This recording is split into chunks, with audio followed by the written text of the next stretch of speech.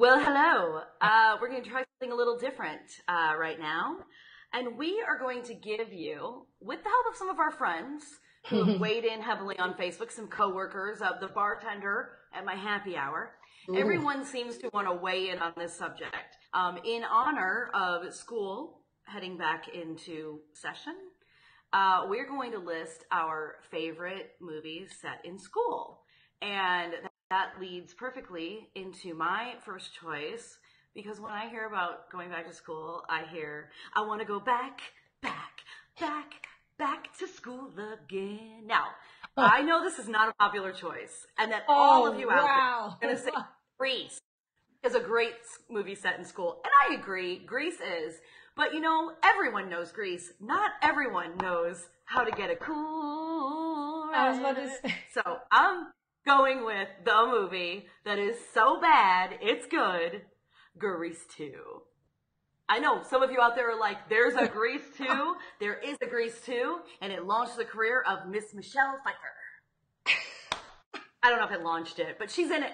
I gotta tell you, when you started in, I was like, I don't think she remembers that song's from Grease 2 and not Grease the original. Oh God, she does know. Okay. Oh my God, that's fantastic. For my first choice, I'm going with my all-time love, John Cusack, but not the John Cusack you're thinking. I'm going with quirky John Cusack and Better Off Dead, because it brought us such brilliant lines as, I want my $2, and what's your name? You look like you'd make a fine little helper. From Mr. Roy Stalin, who skied the K-12. I met that guy, by the way. His name's Aaron Dozier. He used to be the roommate of a friend of ours in L.A., he saw me at a party, and he actually delivered that line to me and asked me to hold his drink. So that's making my list. Well, that is reason enough to make your list. Yep. Speaking of LA, my next choice is straight out of LA, and this movie has got me totally bugging because it is Clueless. Because who doesn't want to be rolling with the homies? Wait, I'm seeing a pattern here. Are mine all based on songs? I think. We're the kids in America. Wow. Anyway, who doesn't want that revolving closet? That is still hip. Still hip. Actually, most things in that movie are still freaking hip. Do you rely on Polaroids for your outfit choices?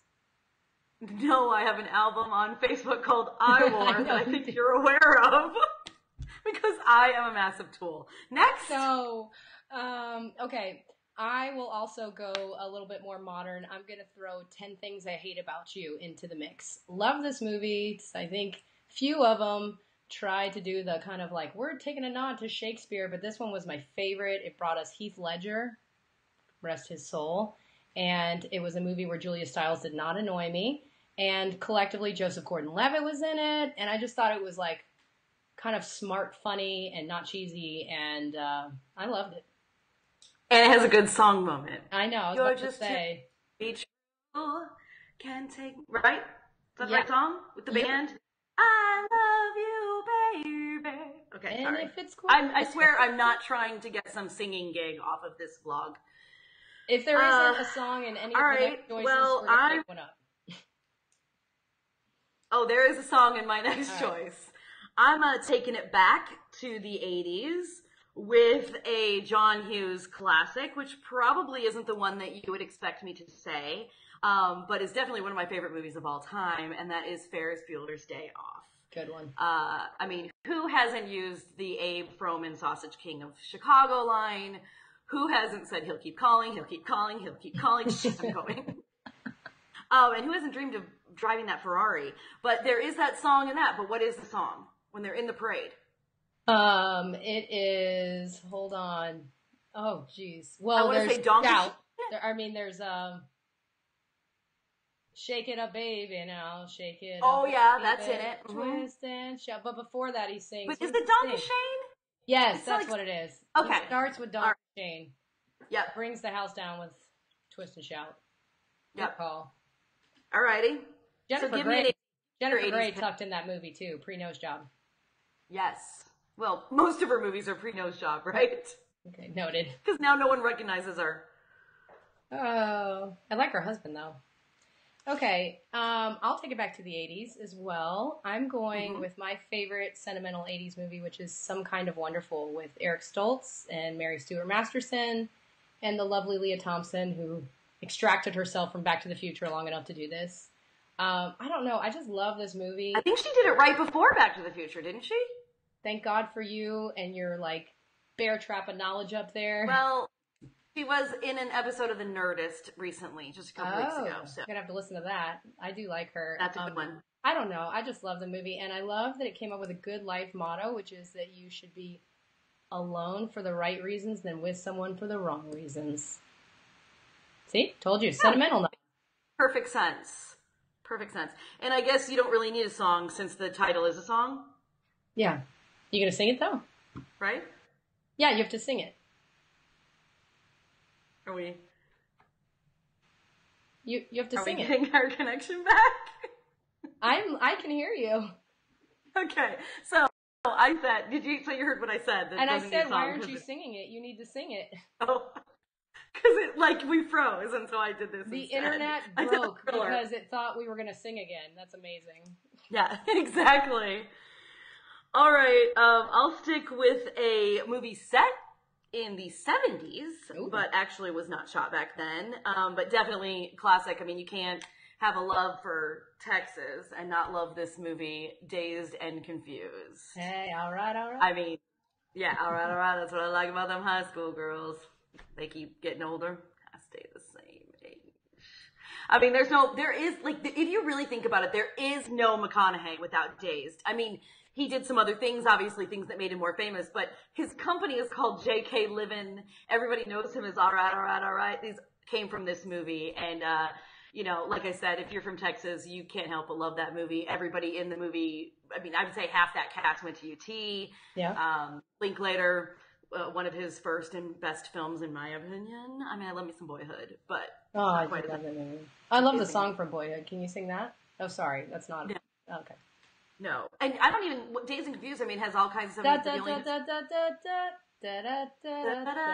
was gonna say Lowrider. Isn't Lowrider in it? That's the same song.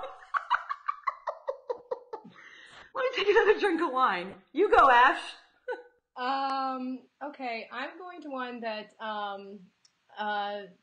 brought me to the world of Michael Vartan and my crush of the early 2000s. I'm going Never Been Kissed on this one, which I guess I was like, is that a high school movie? Because it's really about Drew Barrymore working at a Chicago newspaper, but we do go to high school and Jessica Alba's there and Guy, the guy you crush over. Remember the guy's name? Arquette? No, his name is just Guy. The guy in the movie is No. And anyways, David Arquette. And yes, it does have David Arquette. I do love him. And he's fantastic in it. But I love the Michael Vartan teacher moment. I also love that I'm just going to play this for a second. If the roles were reversed and a male reporter went back and fell in love with a female teacher and the female teacher was like, I'm feeling weird because I'm hitting on the teenage boy, it'd be like a whole thing. But now it'd be all like Mary Kay Letourneau like. But this movie is You're right. I love it. Absolutely I love it. If I could watch, if it comes on at any moment and I can't watch it, I will just record it just to have the last scene of him running out on the baseball field. That whole thing does it for me every time. No, wait, here's the thing. When you talk about it being, not politically correct or any kind of morally correct, morally sound, it's not just the Michael Barton, whatever, Drew Barrymore. It's the Drew Barrymore making out with a high school kid. Oh, right. Well, there's that, too. So that is kind of Mary Kay Letourneau. Oh. Torno? Oh, God, you're right. Ooh. Well, that worked out for them. I just saw that Dateline or Diane Sawyer special. They're still married. They got a couple do you have a song? Because I'm quickly trying to find one. Is there a song? Oh, God, there's like some Cure songs in there, I want to say, or something that's like very brooding 80s music. Let me think. I actually bought the soundtrack to this. I don't know why. I can. You sound beautiful. Don't cut out. We've been doing so well. What? No, it's every time you mention song that the thing cuts out. It's true. It's totally true. Why? I don't remember this being in the movie, but apparently that catch a falling star and put it in your pocket. Save it for a rainy day. Apparently that's in it. Love is for free. She bop, whatever, that's Cyndi for Lauper, sure. that's in it. 17 by Jimmy Eat World is in it. I Just Died in Your Arms by Cutting Crew. Anyway, there's your song. So we did do a little bit of singing. Okay, so my last pick is a title of a song, and that is, don't freeze up. Don't freeze up. It's not freezing. It's not freezing, okay. I promise. All right, my last choice is Can't Buy Me Love. I love me some Can't Buy Me Love. It has the best fashion of the 80s. It's amazing. The cabriolet convertible is like the dream car of the 80s high school girl. And, that leather, $1,000 leather outfit, who doesn't want that? $1,000. And most importantly, who doesn't want to go on a date in an airplane graveyard? Dream come true. In a cabriolet, no less. Dream come true. I like it. In a cabriolet. Okay. And your last pick. If you can't buy me love, I can't hardly wait. That's where I'm ending. I love me some Can't Hardly Wait. Cast. Again, I think it kind of qualifies. Technically, they're moving on to college, but they spend the entire party talking about high school and their high school crushes, and it's just a whole heck of a lot of 90 minutes worth of fun with an incredible cast. I can't get enough, obviously, of Ethan Embry and Seth Green, and then there's some Lauren Ambrose, Breckin Meyer, and Donald Faison, and I'm gonna go ahead and just put Jennifer Love Hewitt over here, put her over here, but the rest. Well, how about this? Mike Dexter is an asshole. Jennifer Love Hewitt can go over here, but her hair extensions can go over here. Oh yeah, they take up too much. You ever noticed that in the film? Yeah, watch they're it again. Amazing. It's like a poof and then extensions. Yeah, I like it. Well done, people. No, wait, I got one thing to say about Can't Hardly Wait before we call this quits. All right. And I know you saw it because we watched it together, but there was a time when Ashley here and I were really into the commentary on DVDs. Oh, I loved them. And one of the best commentary is Can't Hardly Wait. It's Breckin Meyer, and I can't even remember who else, but I know Breckin Meyer's on there. And they explain to you, and you probably have never noticed this in the film, in a lot of the scenes at the party, there's a red balloon in the background. And that is because some jackass didn't sign the release to use for the rights to use him in the film. So they had to cover the asshole up with a red balloon through the whole movie. Oh my God, I didn't know that. I think I forgot that. I thought we watched it together. No. It was no Goonie commentary with what's his name running off to do The Hobbit, but it was a good commentary. Oh, that's fantastic. Good list. Wait, do we have a song from Can't Hardly Wait? At the end, it ends to of you, this is gonna take a long time. All I needed was the love you gave. Okay.